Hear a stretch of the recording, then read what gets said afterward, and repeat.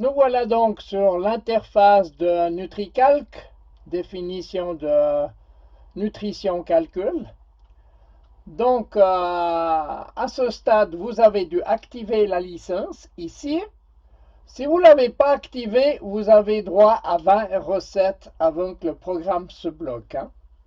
Et je suppose que vous avez dû importer le fichier que je vous ai envoyé pour pouvoir remplir toute la base de données. Ça, là, on ne s'en occupe pas. Alors, nous allons commencer par la gauche. Là, je cherche, par exemple, on va mettre sur toute catégorie pour faire une recherche. Par exemple, je vais mettre le sucre. Et j'ai dans toutes les catégories tous les ingrédients où il y a marqué sucre. Hein? Donc, comme on voit de cacao sans sucre, le sucre normal, etc., sucre glace, sucre inverti, sucre roux. Prenons par exemple, je clique sur le sucre, et là, en bas, je peux créer ma recette. Je mets la quantité, par exemple 150 grammes de sucre, et tout de suite, j'ai un tableau qui s'ouvre où c'est marqué 150 grammes. En dessous, j'ai la valeur nutritive pour les 150 grammes et aux 100 grammes de la recette. Par exemple, je vais ajouter autre chose, disons je sais pas, du beurre. Hein, beurre, voilà, matière grasse. Je vais en mettre 50 grammes. J'ajoute à ma recette, on voit qu'il y a une deuxième ligne qui se met, où c'est additionné. Là, bien sûr, j'ai la valeur de la totalité de la recette et là, de la valeur des 100 grammes de la recette. D'accord? Je vais pour l'instant enlever tout ça. Nous allons descendre. Ici, on va pouvoir ajouter un produit. Par exemple, là, on met le nom du produit. Ici, on choisit de quelle catégorie on va le mettre. Et après, on va remplir les données, c'est-à-dire calories, protéines, glucides, lipides et fibres. Vous pouvez facilement trouver ça sur Internet ou demander à ChatGPT comme je le fais tout simplement. En dessous, vous avez mes recettes, c'est-à-dire que je fais une recette, je l'enregistre ici. Et elle va apparaître dans une des 4 catégories là. Par exemple, si je mets dessert, je ne sais pas, glace au chocolat, je fais sur le petit dossier là, je l'ouvre et hop, j'ai tout de suite ma recette qui apparaît ici avec les données de valeur nutritive de la recette globale et par rapport aussi aux 100 grammes de la recette. Et ce que je peux faire, par exemple, cette recette, admettons que je la divise en 12 portions. Je mets 12 ici. Et je descends et je vois en dessous 12 portions de ma recette, les valeurs nutritives par portion de la recette. Une chose encore concernant les aliments. Parfois, je peux très bien me tromper quand j'ai introduit un aliment. Alors, je vais sur, par exemple, l'abricot, là, je prends l'abricot comme exemple. Je vais sur le petit crayon, hop, et j'ai toutes mes données qui viennent ici. Donc, je peux les corriger. Et bien sûr, il ne faut pas oublier d'enregistrer. Maintenant, nous allons voir dans les recettes. Là, je vais prendre, qu'est-ce que je vais prendre? Par exemple, tiens, terrine de foie de volaille. Voilà, j'ai ma terrine de foie de volaille. Alors, ce que je peux faire, c'est exporter la recette dans un PDF. Donc, je clique sur PDF et là, je vais sur un dossier que je choisis ou sur mon bureau comme j'en ai envie. Je peux aussi exporter pour imprimer ma recette. Là, j'ai 3 grandeurs parce que comme moi qui porte des lunettes à la cuisine, je ne suis pas forcément avec mes lunettes. Donc, j'aime bien que ce soit écrit assez gros. Là, si je vais sur normal, je clique imprimer ma recette et bien sûr ça vient directement sur mon imprimante et je peux choisir la grandeur. Je peux aussi avoir les valeurs nutritives sur ce que j'imprime, mais si c'est pour la cuisine, je vous conseille de les supprimer parce qu'on n'a pas besoin des valeurs nutritives pour la cuisine. On a besoin uniquement des quantités. Ici, j'ai ouvert mon PDF pour vous montrer ce que ça donne. Donc, il y a le titre de la recette, le nombre d'ingrédients et tout. Donc, vous avez tous les ingrédients ici. Et les valeurs nutritives est par 100 grammes aussi. La recette totale ici est par 100 grammes. Si j'avais mis les portions, ben, j'aurais là en dessous, en bas là, le nombre, les valeurs nutritives par portion. Je vous montre également le même PDF où je n'ai pas voulu les valeurs nutritives en dessous, j'ai juste la recette ici. Et maintenant, je vais vous faire juste deux petites démonstrations. La première, où il me manque un ingrédient pour faire ma recette, comment je fais. Et la deuxième, comment est-ce que je peux introduire une autre recette dans ma recette. Allons-y. Je vais vous faire une petite démonstration comment introduire une recette et calculer par portion. Là, je vais mettre une entrée, donc du caviar d'olive.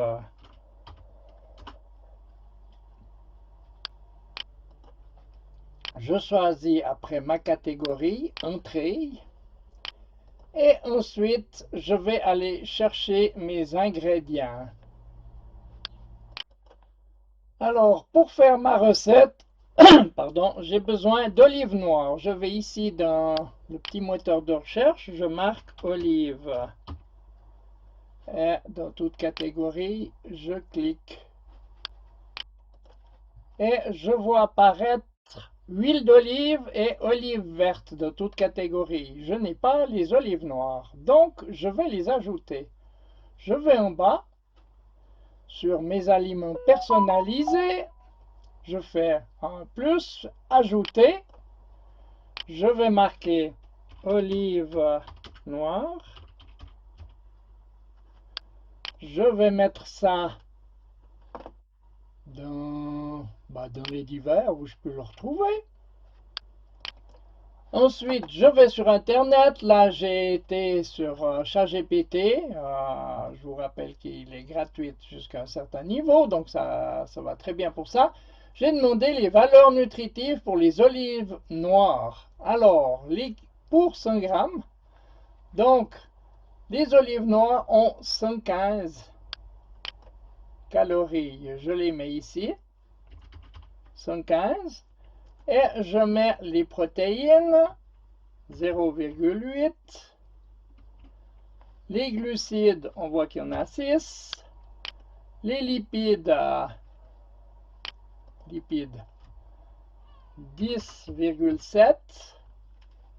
Et les fibres, il y en a 3,2 pour 100 grammes. J'enregistre. Et je remonte sur mon tableau et je vois où j'ai marqué olive. J'ai olive noire. Alors je clique dessus. Je descends un petit peu pour ma recette. J'en ai besoin de 200 grammes. Alors je marque 200 et ajouter à la recette. Et là j'ai mes valeurs nutritives pour 200 grammes d'olive noire et ici pour 100 grammes. Donc ma ligne elle est ici. Ensuite, nous allons ajouter des pignons. Ici, je vais marquer pignons. Et je vois là que j'ai des pignons de pain que j'ai déjà introduits dedans. Et je vais en mettre 50 grammes. Ajouter à la recette. Et voilà, là j'ai ma valeur nutritive pour la recette complète. Et aux 100 grammes de la recette. Mais c'est pas tout, il me faut de l'huile d'olive. Donc je marque huile. Et je cherche l'huile d'olive vierge, je l'ai là. Je vais en mettre 3 cuillères à soupe, ce qui correspond environ à 30 grammes. Alors je mets 30 ici. Ajouter à la recette et on voit que ça se cumule ici. Là-dessus, je vais mettre juste un peu de sel. Je clique sur sel. Et là, je ne vais pas en mettre beaucoup, je vais en mettre 5 grammes. Ajouter à la recette, ça s'accumule ici. Et je vais y ajouter encore du poivre. Poivre noir. Je clique dessus et là aussi, je vais y mettre 5 grammes. Ajouter à la recette. Et on voit ma recette qui est composée là. Hein? Et ensuite, on voit les valeurs nutritives pour la recette complète et les valeurs nutritives pour 100 grammes. Mais ça ne me suffit pas. Ce que je veux, c'est savoir la valeur nutritive par portion. Alors, en sachant qu'ici, j'ai 290 grammes de ma recette, ce qui va me faire environ entre 18 et 20 grammes par tranche, donc environ 15 portions. Donc, je viens ici et je marque pain. Là, j'ai déjà mis pain de mie blanc. Et une tranche de pain de mie fait environ 25 grammes. Donc, 25 fois 15, ça me fait un total de 375 grammes à ajouter à ma recette. Et voilà la valeur totale des calories de toute ma recette avec les pains de mie et par 100 grammes. Maintenant, je veux calculer mes portions. Alors, je vais ici dans nombre de portions et je mets 15. Et ça me calcule automatiquement mes valeurs par portion tout en bas ici. Donc, on a 115,3 calories par portion. Et toutes les données à côté. Voilà pour un exemple par portion. Ensuite, bien sûr, vous pouvez enregistrer la recette. Et voilà, la recette est dans la base de données. Et vous la retrouvez tout en bas. Donc, j'ai mis là sur Entrée. Donc, je vais changer là pour qu'on voit ici autre chose. Là, je vais sur Entrée et je vais sur Caviar d'olive. Et là, je clique là-dessus. Et voilà, j'ai toutes mes données qui sont à nouveau ici. Pour ce deuxième exemple, nous allons réaliser une tarte aux abricots, tiens. Donc, j'aurai besoin d'une pâte à gâteau, des abricots et pour faire le guélon, des œufs, du lait et du sucre. Donc, dans ma base de données, là, je n'ai pas la pâte à gâteau. Donc, je vais créer une recette.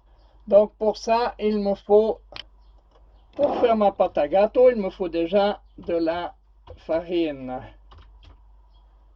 Je clique de toute catégorie, donc farine, hein? Farine blanche, voilà. Je vais en faire assez, comme ça, je peux faire plusieurs tartes. Alors là, je vais mettre 1 kg 1000 grammes. Et bien sûr, ça s'affiche là. Qu'est-ce qu'il me faut encore? Là, il me faut du saindoux. Attendez, je vais voir dans les matières grasses. Et je cherche là le saindoux. Là, il me faut 400 grammes. Je connais ma recette par cœur, hein, mais c'est juste pour vous montrer. Il me faut ensuite du sel. C'est pas de matière grasse, là, c'est de toute catégorie. Le sel. Donc, je vais en mettre 20 grammes. J'ajoute à la recette. Et pour finir, eh bien, il me faut de l'eau.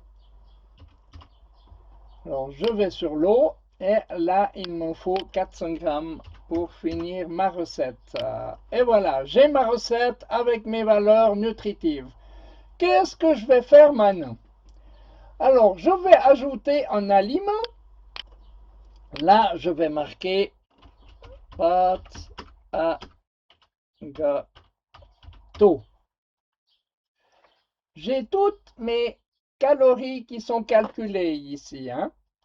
Donc, je vais mettre ça dans divers. Hein?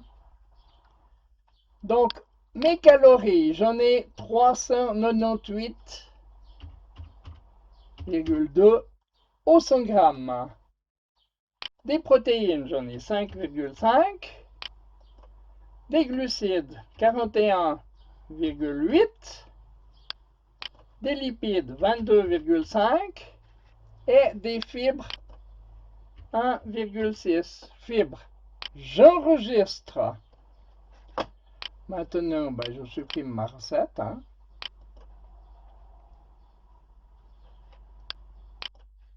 Et maintenant, je peux créer la recette de ma tarte aux pommes. Donc là, je vais mettre tarte aux... Non, mais j'avais dit abricot. Hein. Alors, si j'écris juste là, ça va mieux.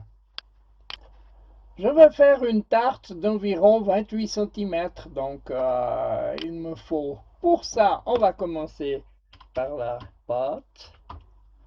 Alors là, je mets pâte à gâteau. Pour faire une tarte de 28 cm, j'aurai besoin d'environ 600 g de pâte. J'aurai également besoin, ils sont là, hein, les abricots. Cela, c'est toujours dans l'ordre alphabétique. Hein. L'abricot, j'en aurai besoin de environ 500 g. Ensuite, pour faire mon guélon, j'aurai besoin des œufs. Alors, œufs, là, il va m'en falloir 2. Donc, ça fait 100 g d'œufs. Ensuite, j'aurai besoin de sucre. Je mets sucre ici et je prends le sucre là. Je vais y mettre 100 g de sucre. Et pour finir, du lait. Alors, produit laitier, lait, voilà. Et là, je vais y mettre 100 g aussi. Et voilà, j'ai ma recette de ma tarte aux abricots. Donc, il y a la pâte à gâteau, les abricots, les œufs, le sucre et le lait. Et j'ai les valeurs nutritives ici pour tout le gâteau. Et là, pour 100 g. Seulement mon gâteau, je vais le diviser. Alors, je viens ici, je vais le diviser en, disons, 10 parts. Alors, je mets 10, hop, et tout en bas, j'ai les valeurs pour chacune des parts, c'est-à-dire qu'une tranche va me faire 321,9 calories, etc., etc. Vous avez vu, c'est pas compliqué une fois qu'on a bien compris le système. J'espère que ça va vous rendre service et n'oubliez pas de me dire ce que vous en pensez ou ce que je peux éventuellement corriger. À bientôt, merci d'avoir regardé.